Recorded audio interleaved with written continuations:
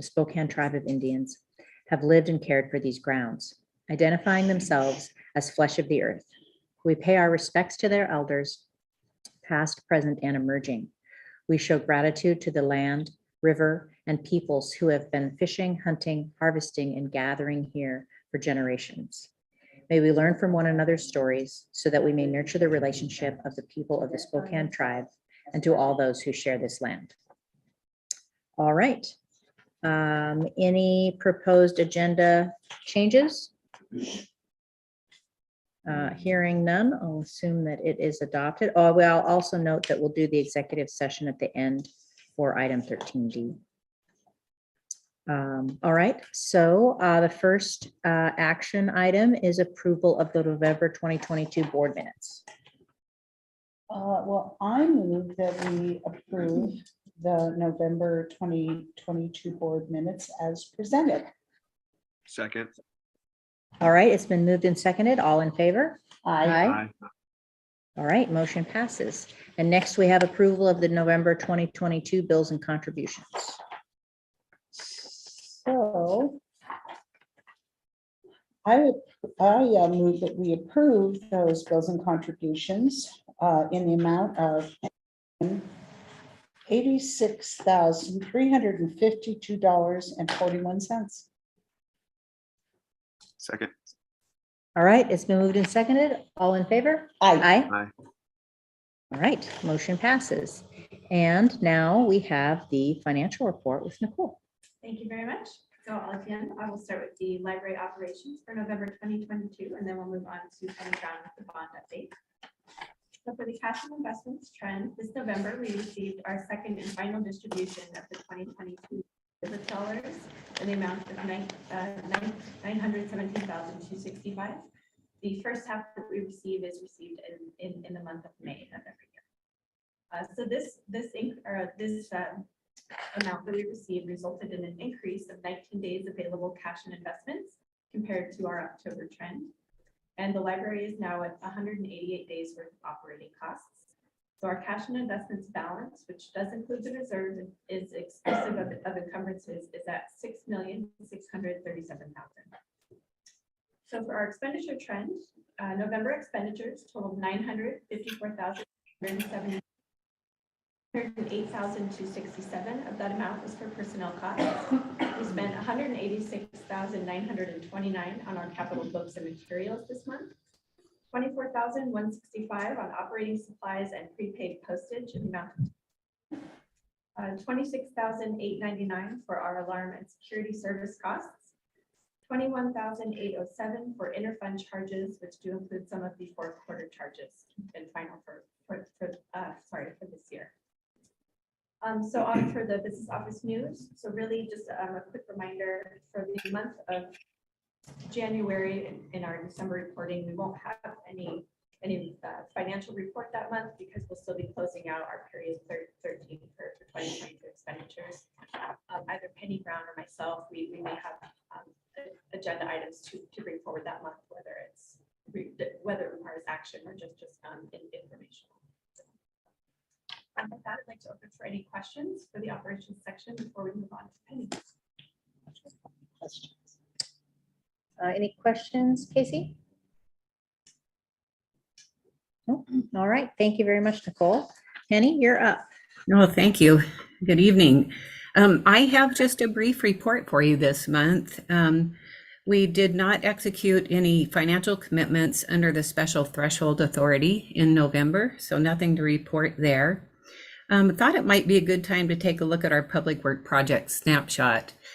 So this represents the public work projects that we are managing since the proceeds were received in our bond. And so 40 projects in total, 30 of those are actually active right now. We have sent 4 for closure, and there's 6 of those of the 40 that are actually closed. Our spending trend, we closed November with $8 million in cash and investments, and all but $3 million of that is actually committed by way of contracts or purchase orders. In the most recent 6-month period, we've settled into an average spending of about $1 million per month, And we look for this to continue into first quarter and maybe into second quarter when our installation or when our South Hill and Indian Trail renovations are complete. But that will lead us then into our installations of our 24/7 kiosks for those. And we'll continue to work on closing these public works projects. So any questions for me before I turn this over to Lorraine? I know. Thank you, Penny. All right, thank you. I wish All right. everybody happy holidays. Happy holidays to Happy you as well. holidays, Penny. Thank you. All right, Lorraine. Yes, good evening. Things are really happening over at Indian Trail in South Hill. We're still doing some minor work at some of the other branches, but basically at Indian Trail, the base scope of construction will be done this week. We are busy moving in furniture and shelving. Even the pictures that I sent in last week are woefully out of date. The whole Indian Trail library is full of shelves being assembled. But things are going well there at South Hill. And let me go back to Indian Trail for a second. It turned out we did not need to replace any of the hydraulic piping or hydronic piping. So we're going to repair a little bit of insulation, but that's all. So that's very good news. They do have a few changes that we're doing, last minute changes and furniture and stuff, but basically they're pretty much done at Indian Trail. At South Hill, they'll finish the base scope of work first week of January, and furniture will start next week with the public and staff furniture, and then the shelving shortly after. And that's where we are. Any questions? Questions for Lorraine? Nope. All right. Thank you, Lorraine. Thank you. All right. Next, we have the chair report, and there is no chair report. So we'll move on to the library executive director report. Andrew? Thank you, Laura. As I think I've mentioned in an email, Gary Stokes was appointed by the mayor and approved by council to fill a vacancy on the board. Gary's term will run starting next month through 2027. So we're very excited to have him come on board. He is, of course, replacing Casey, who will be leaving the board. I wanted to thank Casey for his 5+ years of service in helping us and guiding us through some pretty pivotal times at the library in our history. So thank you for your service for that, Casey. We're going to miss you. The mayor has also moved forward in 2 more board candidates for council consideration. Daniel DeJager and Shelby Lambden have both been moved forward by the mayor. Daniel has some great experience in civic involvement, racial, social, environmental justice efforts, as well as community organizing. And Shelby is the health equity director at Chaz. So really great background, some great diversity that we'll be able to add to this board in moving us forward. I wanted to thank Laura and Mary for sitting on that subcommittee and going through 16 interviews. Yeah. So thank you. It was definitely a chunk of time dedication, and we appreciate it. But got to meet a lot of great people as well. Oh, yeah. I've had a chat with the university district. They invited me to look at some conceptual design elements about a property that they're looking to develop at Main and Brown. So just giving the board a heads up at this point that there is a conversation going on. They're looking to build workforce housing aimed at the creative community, artists and such. So these would be 1-bedrooms or studio apartments, about 5 floors of these. And on the first floor, they're interested in activating it with artist studios, a la the Hive, as well as a potential black box theater. And they're interested in us talking to them about possibly managing that space, particularly if it's going to be open to the public. So they really like the model that we have. I'll be talking with them over the next couple of months about what that might look like. And I'll be sure to keep the board informed with how these talks go. Yes. You're talking about managing the space that includes the studios and the black box, Yeah. but not any of. Not the residential. Okay. No, no, thank you. No, thank you. Want to make sure. Yeah, it would just be Landlord to that our first. duties, Yeah. yeah. Bunch of artists. So we'll be going over what that financial model might look like. You know, what could they contribute to us to help manage that? What it looks like to the public over the next couple months. But it's an exciting possibility Yeah. for us. And I mean, what a really great way to support creative community in Spokane. And I think that we should feel pretty honored because I think that they've been inspired by the work that we've been doing here. So way to set the example, library. As a reminder, we're going to be closed to the public December 23rd to 26th, as well as January 1st and 2nd. Since the holidays fall on the weekend, the policy is that we straddle the Friday, Monday to recognize the holiday. Applications for the Artists in Residence program at the Hive are open again. So we're pretty excited to see who applies. The applications will close on January 22nd of next year. As far as our collections go, we've added two pretty big offerings to our digital collections that I wanted to highlight. One is LOTE for Kids, Languages Other Than English. This is a collection of picture books in, oh God, I don't even know how many languages. It's something like 80 different languages. It's pretty extensive, and they're offered in English as well. So really great way for us to reach out into the community. And we've also added about 3,000 always available comics to our Overdrive Libby collection. Focuses a lot on the independent comics, and these are always available. So, you know, you don't have to wait in line in order to check these out. So we're hoping that the public is able to utilize both those resources. Our star spotlight for November went to Peter Anderson. Peter's in our community technology department and is normally known for his awesome customer service skills.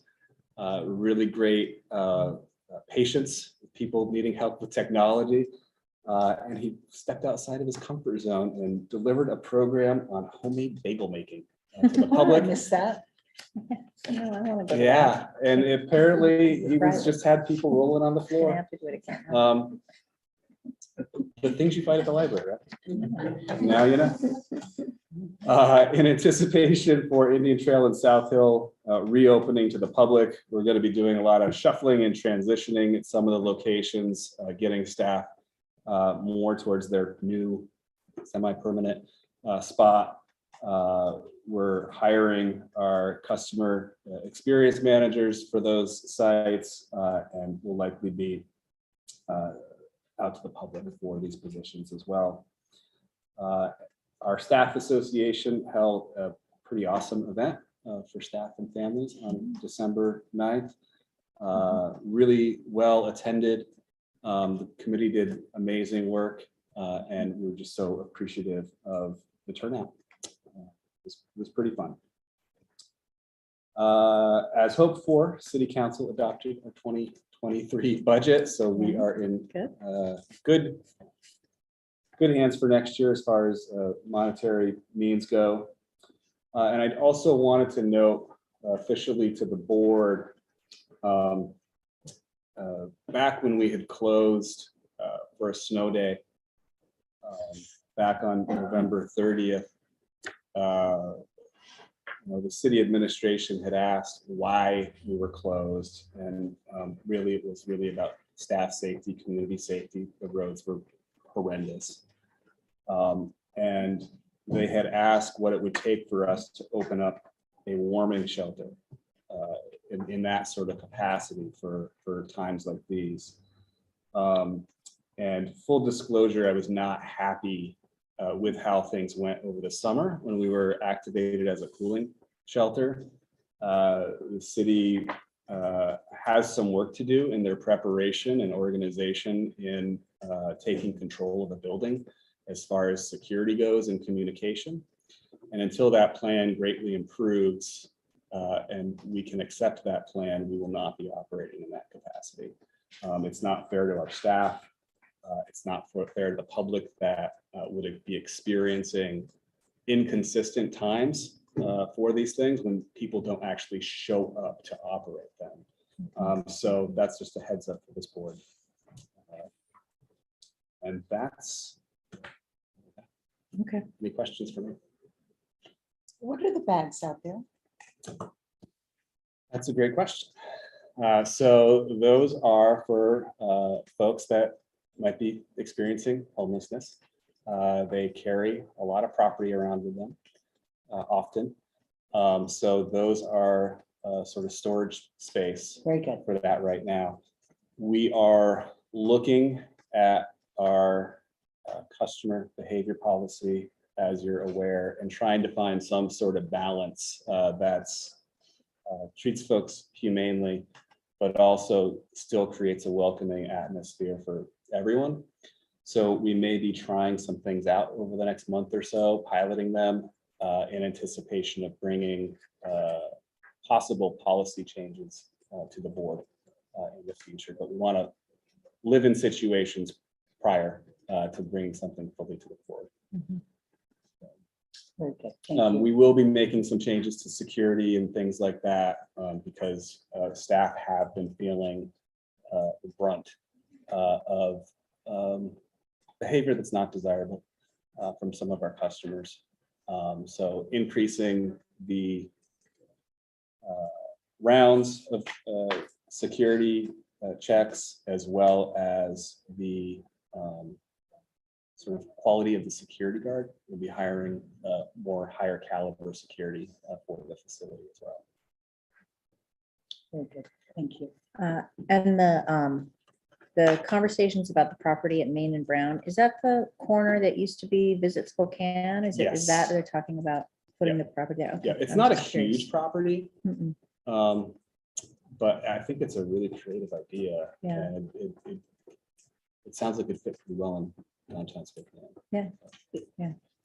I'm thinking it'd be a fun place to live. Heck yeah. Right, yeah. Okay, any other questions for Andrew? All right, thank you, Andrew. And so next on our agenda is the council liaison report, although I did not see Councilmember Bingle on our in attendance, so I think we are not having that report today. And so we will move on to communications. Amanda? So some of our highlights for the month were we celebrated our 1-year anniversary at Shadle and Liberty Park.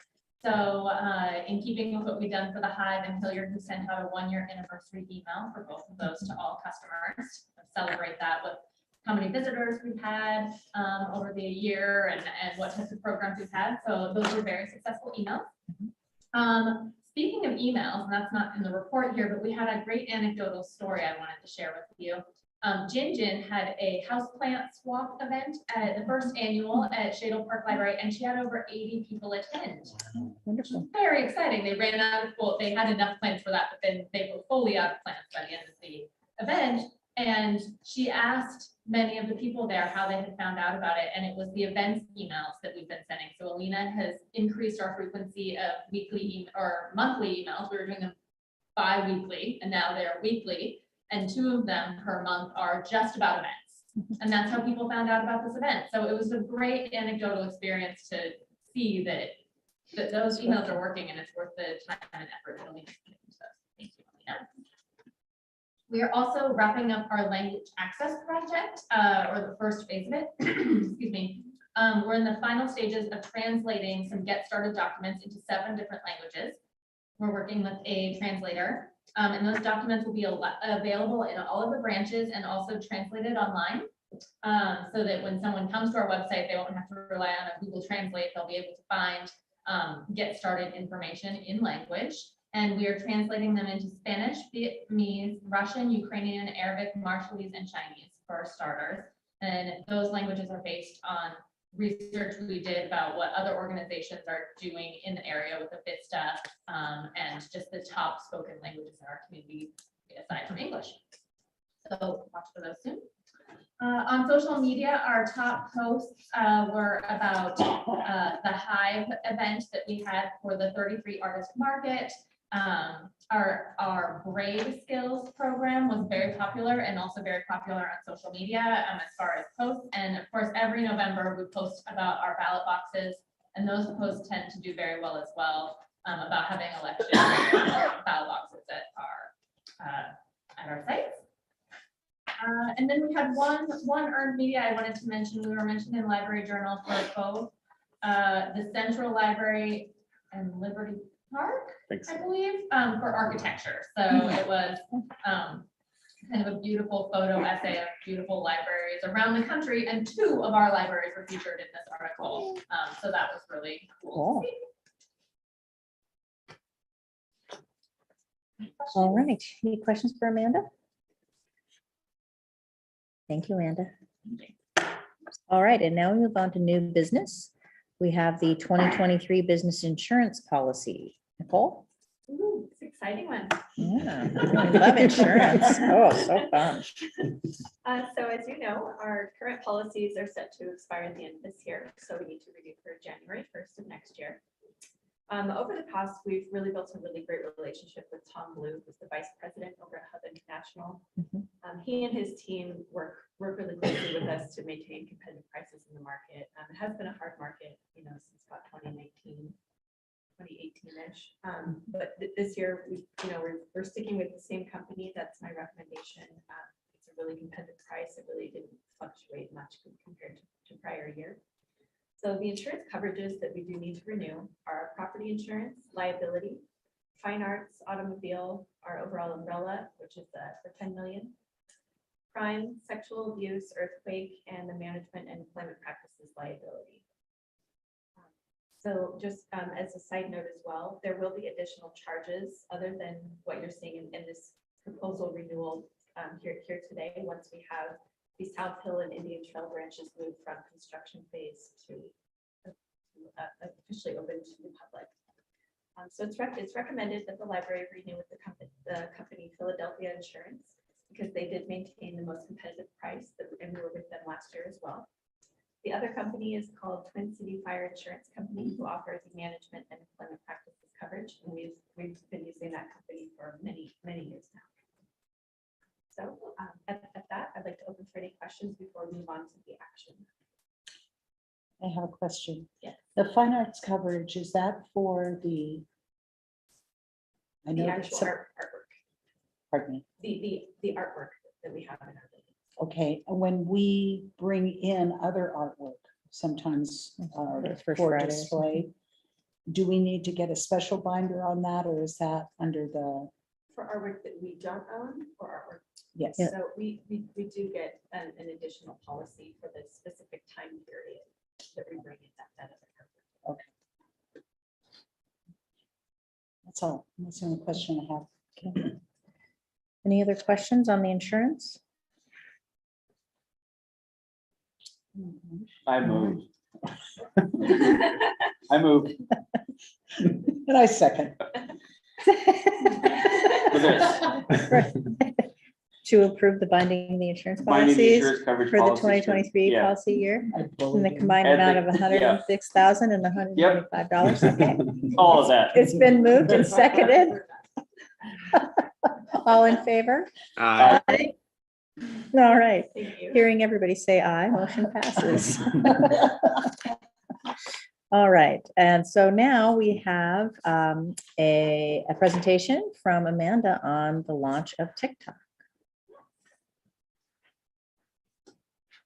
I just had a really brief update for you. We will be launching and adding a TikTok platform to our social media repertoire. So I wanted to give you a little bit of an update about why we had decided to do that. Thank you. So you may be wondering why we would add TikTok. So we've noticed just through our perusal of TikTok that content is already being created about us on the platform from customers around the area who come to our spaces, see how great they are, and make videos about us on the platform. And that is content that we can share and benefit from. And otherwise, people are having this conversation about us and we're not present. So we want to make sure we're in the virtual room where the conversation is happening. We want to go where the youth are. They're on TikTok and we're trying to reach a more youthful audience. And I mean, people are joining TikTok of all ages, of course, but it's really where the youth are and we want to reach that audience. It's an opportunity to get more mileage out of content that we're creating. We're creating reels on Instagram and we can also use that on TikTok and vice versa. So some people might ask, like, that's going to be a lot more work, but it's already work that we're doing and we can publish it on both platforms and reach more of the audience. And it's just another channel for us to get the library brand out there and top of mind for our community and beyond. I want to go to the next page. Many libraries are on TikTok.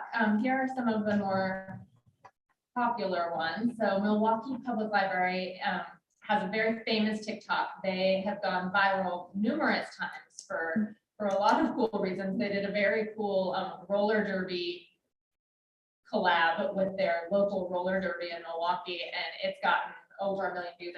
It's pinned here at the top of their profile there. Granite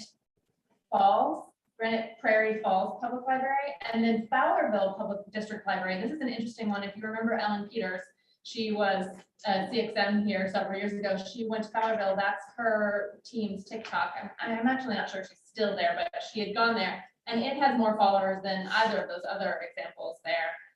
Really fun content, really engaging content.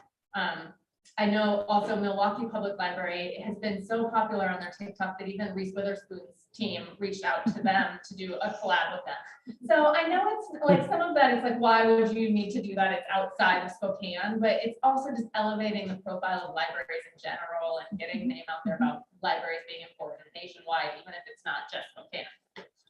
But there are also popular Spokane TikToks. We go to the next page. So Visit Spokane. Spokane Chiefs has the most followers here, Gonzaga University, and then there's more that I didn't mention here. Spokane Parks is on TikTok. We have a long list of Spokane TikToks that we can interact with and collaborate with to make content. So that will all be really cool. And I'm excited to announce you can follow us now on TikTok. We're live and we're launching tomorrow. So tune in to find out what our best books of the year were. Is that what the content is tomorrow? Yeah, you'll have to get on TikTok to see what they were. So Inspiring minds. hopefully we'll see you there. All right, excellent. Thank you, Amanda. Any questions for Amanda? There is a question in the back. Oh, okay, yes. We want to know if there's going to be a dance. We were asking Andrew to dance. Be careful what you wish for. But I do have a It question. should really go viral. Yeah, it could. It'd go something. I do have a question. Okay. TikTok's been in the news a lot lately, and there have been a lot of mostly government on their devices on city or federal government. Sometimes you'll see that. That wouldn't affect us at all, would it? If our Sorry to interrupt you, but it shouldn't affect us. We're watching the news closely to monitor whether it would, but at this point, we don't expect it to. Of course, whatever happens with that legislature, might in the long term, but everyone will, I mean, that would have very wide-reaching effects beyond stuff. okay, thank you. Yeah, thank you. All right, thank you, Amanda. Thank you. And now we have our overview of social services. Hi. Hi. Hello, How are you? good, how are you? Welcome. Welcome. You guys. I'm just gonna get my slides up here, but I'm excited to share a little bit about myself and programs we've been here. So perfect. So we can go ahead and just go to the next slide here. But essentially, I figured it would probably be important to start with a little bit about who I am, kind of what brought me to the library system as a social worker, which is something that I never expected. But essentially, I'll start more with my family background, a bit about that. I grew up traveling with missionary group, non-denominational. My parents are natural doctors, and so we traveled mostly the United States, Bahamas, and Mexico, and we built programs mainly based around healthcare, but with the idea and intention to feed the hungry, clothe the naked, and heal the sick. So that's really what I did throughout my childhood growing up. Ultimately, in my early years, fell in love with sign language and wanted to figure out a way actually to work with those that have disabilities, but then ended up finding a passion in social work. And so in my later life, after having children, ended up starting on the path for social work, getting my bachelor's in social work. But all of my degrees are from Eastern.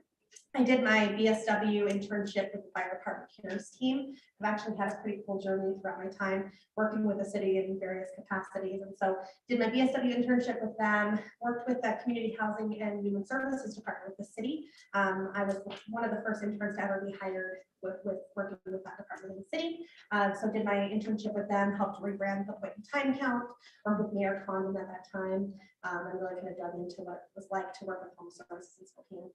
I then moved on to working, doing many years of street outreach work. I call it street counseling, mainly working with homeless youth in a variety of different capacities, but ultimately trying to get them to get into stabilized housing. So provided a variety of those counseling services, working with the collaboration with Youth Reach with Volunteer America, and then doing my own thing, kind of branching out from there. And then becoming a mental health therapist. I'm about 10 hours away from getting my LICSW, but having done various work with different community partners, including Donna Hansen Haven. So the majority of my career having worked with the homeless population, building a variety of programs around Spokane. And then in May, of course, became the first social worker to be hired by Spokane Public Libraries. So super excited to share a little bit more about what that looks like here. My main job, well, since September, we opened, of course, in July. You can go to the next slide if you want me. Oh, sorry, we'll back up just a tiny bit forward for you. So yeah, so I guess wait, no. Sorry, there we go, perfect. So my personal mission here with SPL, of course, is to, and this is, I just love the way that this came out.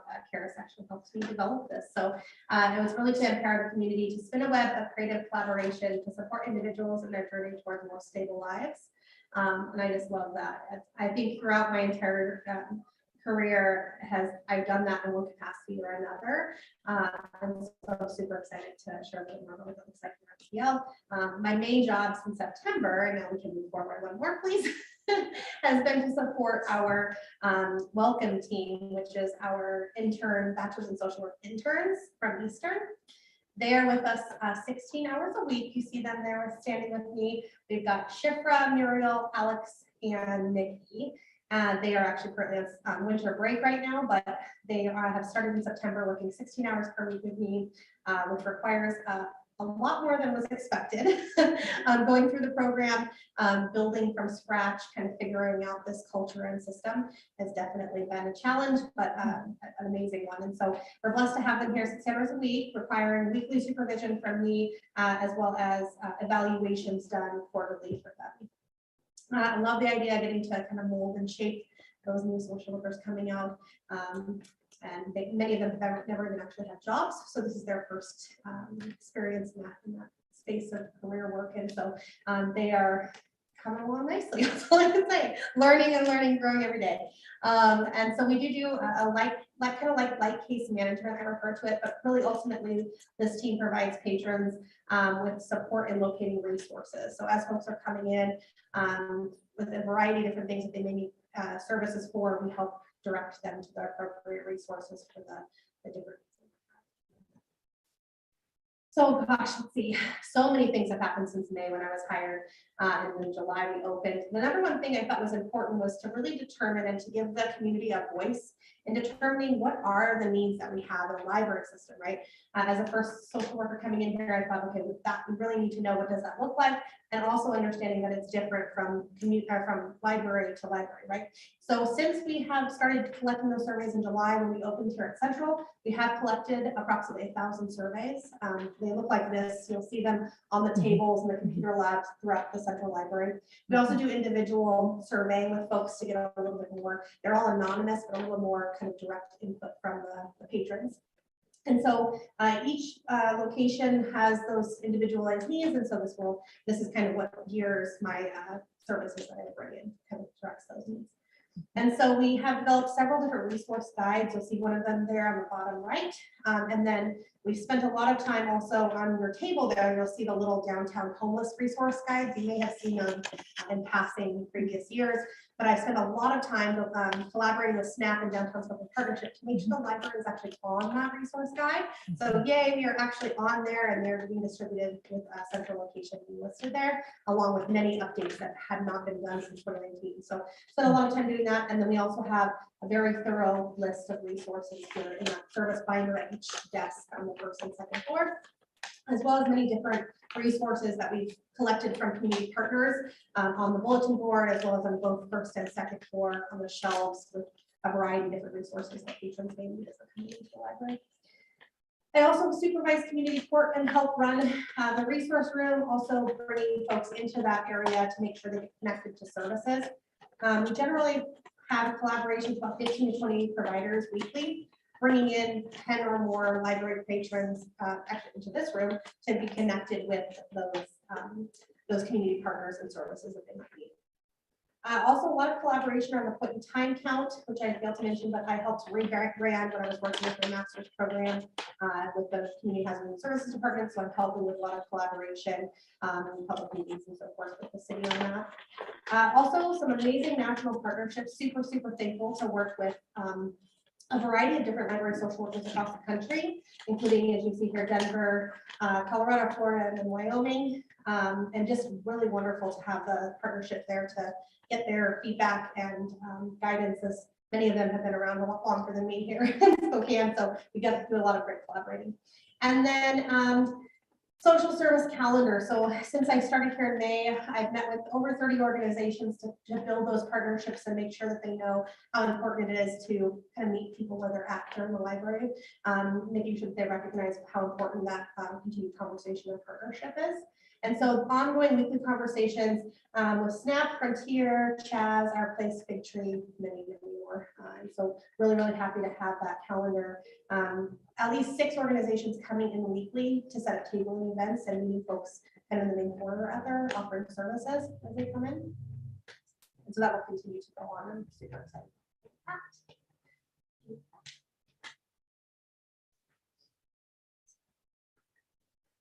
that. Okay, hang on, sorry. So we'll talk a little bit about what I see the future holding. I would love to get a larger social service team in here, of course. It's a little difficult with just one battalion, but I would love to expand on that. My hope is to continue to bring different partnerships in. As you see here, our pictures, we've got Michelle from Molina, who comes in every Wednesday. She is part of that social service calendar that I've helped develop. And so the next step, once we open into Indian Trail and South Hill, thank you, we will be continuing to expand those surveys. So each area will have their own set of surveys with individual needs, because we know each neighborhood has different needs depending on where they're at. So we will be deploying that locum team and myself to do surveying each of those neighborhoods. And then we'll actually be creating neighborhood maps very similar to what you see in front of you, which will meet the unique needs of those individual folks in those neighborhoods, depending on what those needs are that are identified. One of the big partnerships that I'm really excited about is to bring a partnership potentially with Peer Washington to bring peer supports into the library system to help provide someone that has lived experience to the individuals that come in that maybe need a little extra support beyond the capacity that we can provide the social services. Their whole job is to actually lead people through that experience they may have had experience in previously. And so super excited to see where that goes in coming year. We're going to start what's called Coffee and Community Conversation, which is a kind of joint partnership with Shane here to help, and we'll be collaborating with staff as well as the welcome team to build a sense of community, perhaps give the homeless individuals that come in a voice, because a lot of times they don't have a spot to be heard. We'll be collaborating with doing some writing events, offering a platform for folks to even just sit and do a puzzle if they don't feel like sitting down and, verbally having that conversation. So really just kind of giving us an opportunity to expand what services we can in the immediate environment and the need that's presented here at Central, and giving folks an opportunity to do things and not just kind of sit and be cold and experience things that they're experiencing. And so super excited to see what happens with those events. And then of course, continuing to partner and bring all of those social service cabling events to the different branches. We have had some at both Shadle and at Liberty Park. It's very, very time consuming to manage all of those locations and those calendars. So we'll continue to expand on that as capacity allows for 2023. And then very, very excited to continue to do trainings for all staff in both trauma-informed care as well as mental health first aid. I will be receiving my certificate for mental health first aid to educate staff in 2023. So I'll be able to actually train staff on mental health first aid. And then of course, some expanded training on de-escalation and ongoing education for all staff as well as myself for 2023 to make sure we bring as much as we can to staff. Perfect. So just a little bit about challenges and successes. I did mention, of course, that biggest thing, integrating, of course, new concepts into this large system is definitely difficult. And finding the time to meet all of those needs.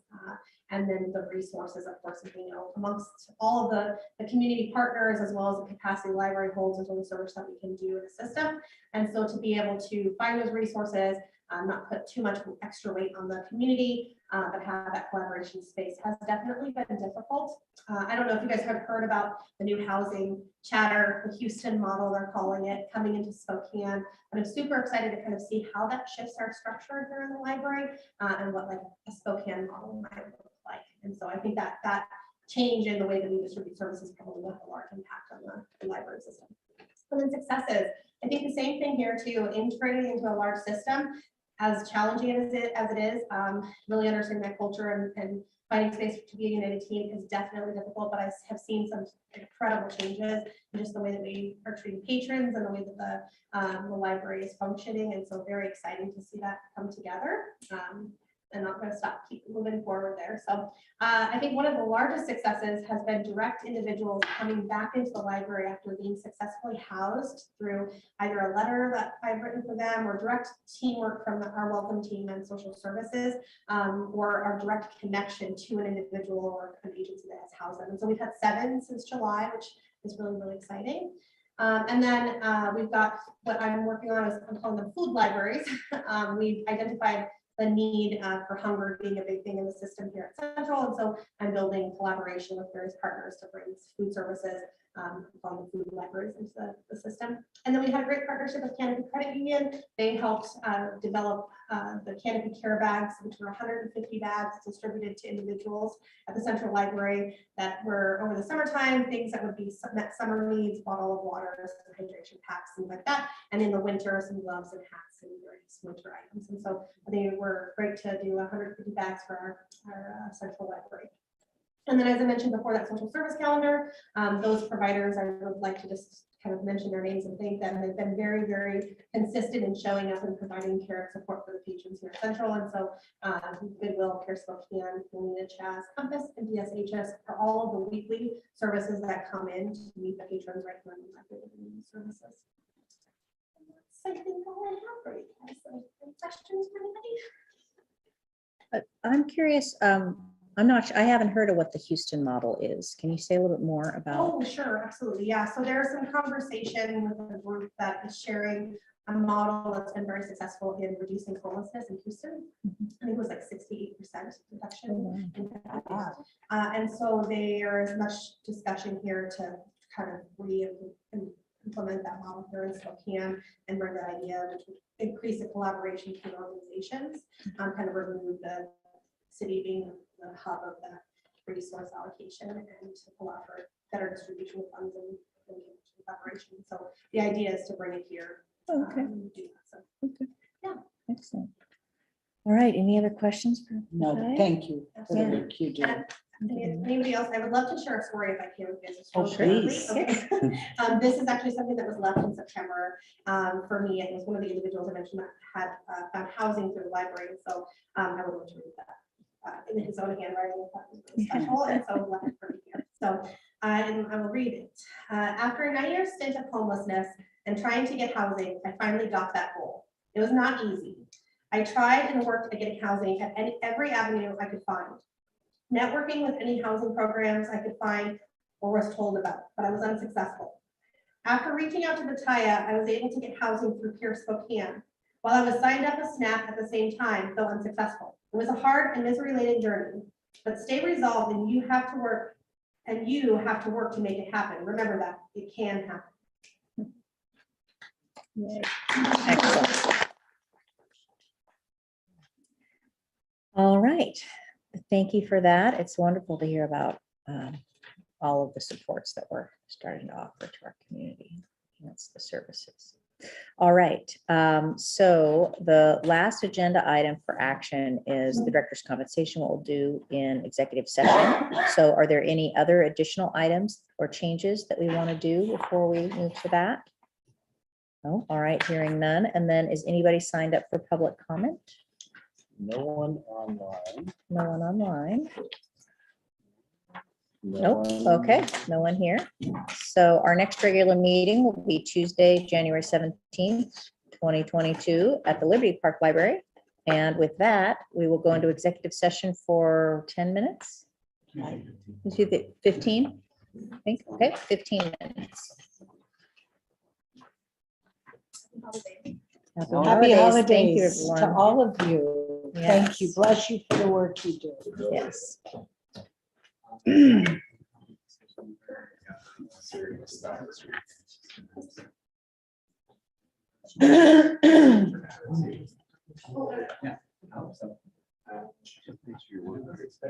Huh?